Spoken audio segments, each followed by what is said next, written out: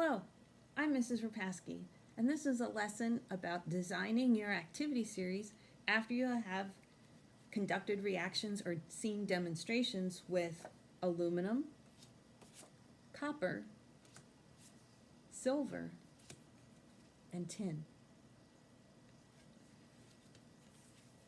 In the demonstrations that you've seen, one of the reactions that you had involved both silver and copper. So at first, it's hard to tell which of those is more reactive.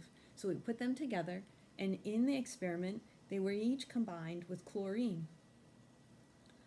When the copper was put into the silver chloride, a reaction happened. The copper started out as a metal, but in the end, it won out and won the heart of chlorine, and they combined. And then the silver was left all alone. But that's okay, it's really shiny and it looks really cool by itself.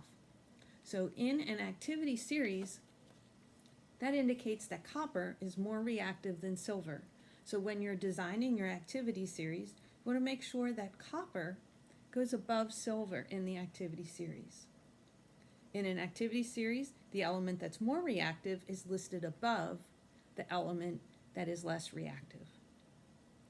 When you're looking at the reactions that occur, the element that is alone is in its atomic, or in this case, metallic form. And the element that is more reactive is going to be combined in a compound. It's more active, so it wants to be with others. So the one that ends up with the chlorine in the compound is more reactive and goes on top. And the loner is lower on the list and it wants to be alone. So the loner is always lower on the list.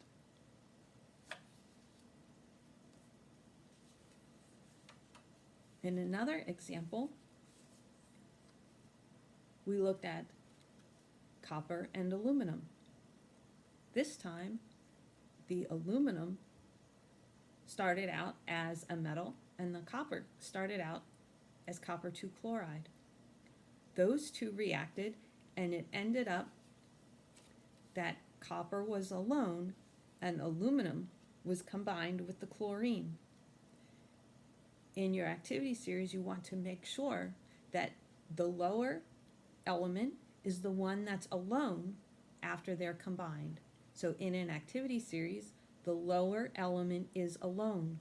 To be alone for an element means to be in its atomic form, and in an activity series of metals, it's going to be the one that looks like a metal, the one that gets to be solid.